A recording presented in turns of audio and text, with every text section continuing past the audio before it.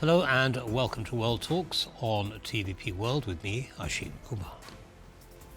Today we welcome Marta Szpala. She's Senior Fellow at the Central European Department Centre for Eastern Studies to discuss the latest political turmoil in Bosnia and Herzegovina following the sentencing of Bosnian Serb separatist leader Milorad Dodik.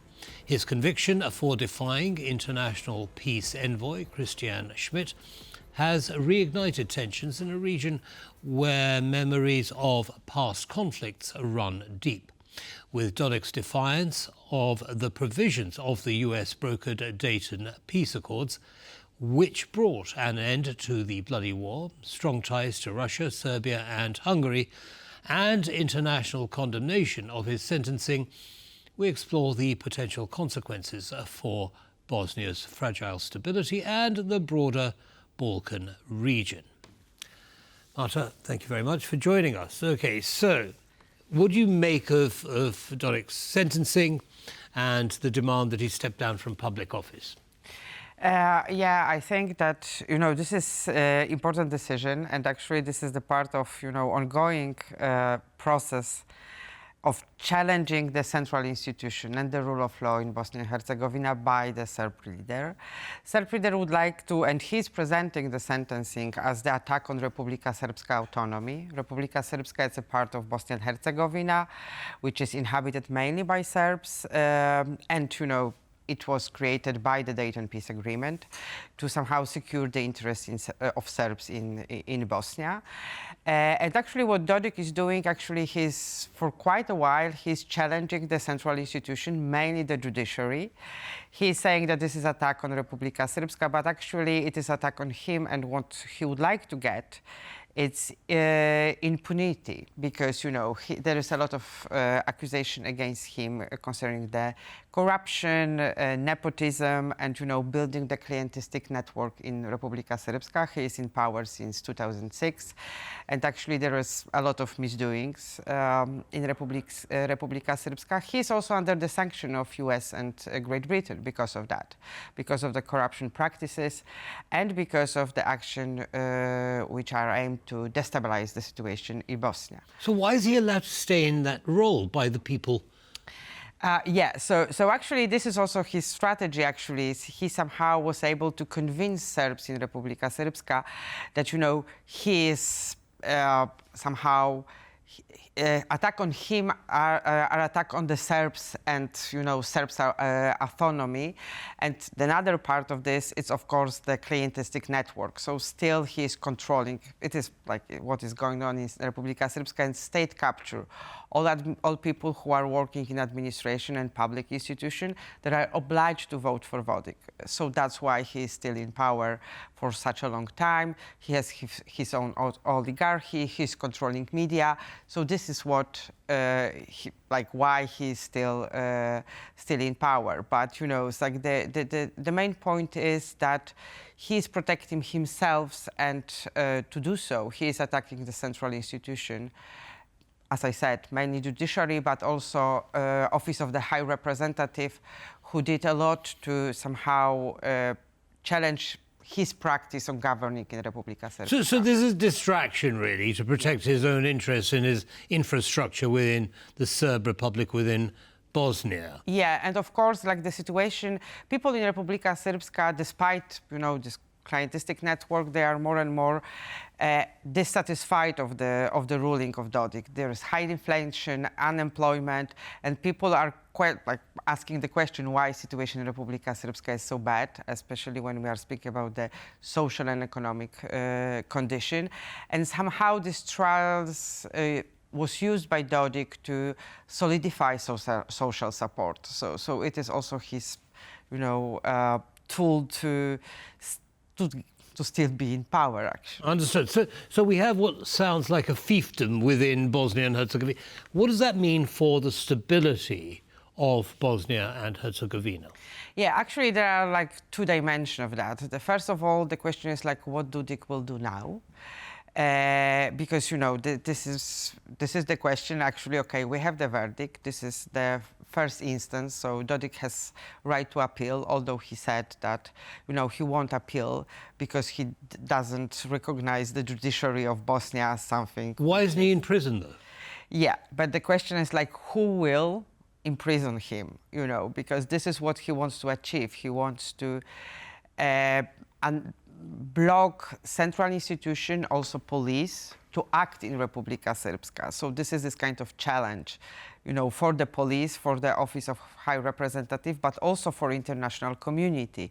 If Bosnian central authorities will be able to implement this verdict and put Dodik really in jail. And actually what Dodik was doing in the past few days, actually he was gathering the supporters. So we have the big rallies in Banja Luka for support. He gathered all members of his party, and also he get the support from abroad, mainly Hungary. Now in Republika Srpska we have 300 policemen from Hungary, and the question is, like, why they are for, what Hungary are aiming to, if they want to protect stability of the state or Dodik private interest.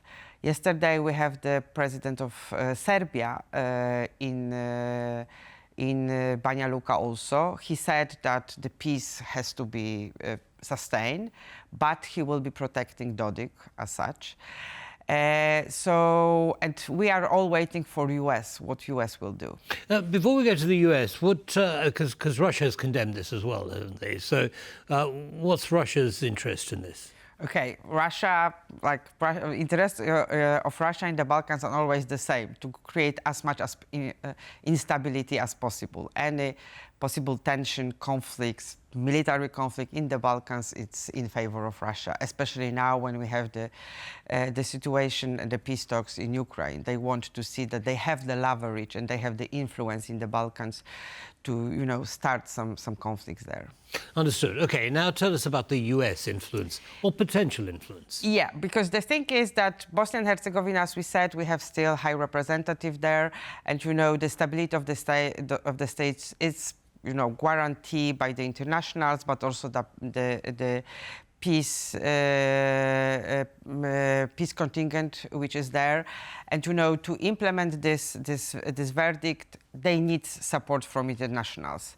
EU have already said that they are supporting stability in Bosnia and Herzegovina. We have the announcement of the chief of EU delegation there, but the question is, like, what US will do if they will support the action of High Representative and the central government. We still don't know this, and this is the problem, because under the Joe Biden administration we have the sanction, we have like harsh action against Dodik and his behavior, but now Dodik is really hoping that Trump will not interfere in the Balkans.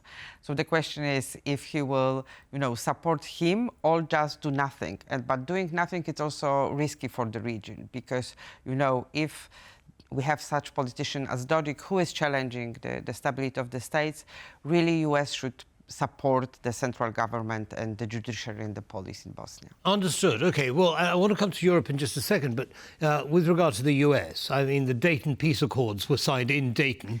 Yeah. Okay, so the US brokered peace deal. So wouldn't you find it surprising if the US didn't step in and say, hey, guys, look, this is what we agreed, and you have a responsibility here? Yeah, of course.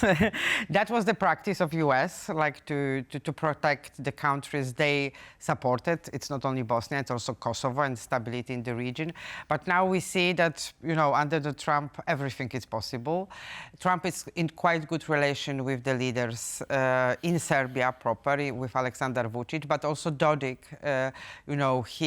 He was supporting Dodik. He was very happy that Trump won election because, as we said, he hoped that Trump is not so principled when we are speaking about the rule of law and stability, and also, what actually US achieved in the Balkans, because, it's thanks to the US that we have the peace and stability there. So in this transactional relation Trump is having, this is the question if he will really care about the Balkans. because, still we have now we have there mainly EU military contingent, not US. So, he can just do nothing. And, Right. Well, Trump is nothing if not unpredictable, and we shall see what happens next. Now, tell me about the European Union. You mentioned there is a military presence there, but, I mean, can you really see military action being taken against the Serbian region of Bosnia? Yeah, this is a very important question because, actually EU has this kind of policy that promise of EU membership will calm down the politicians there.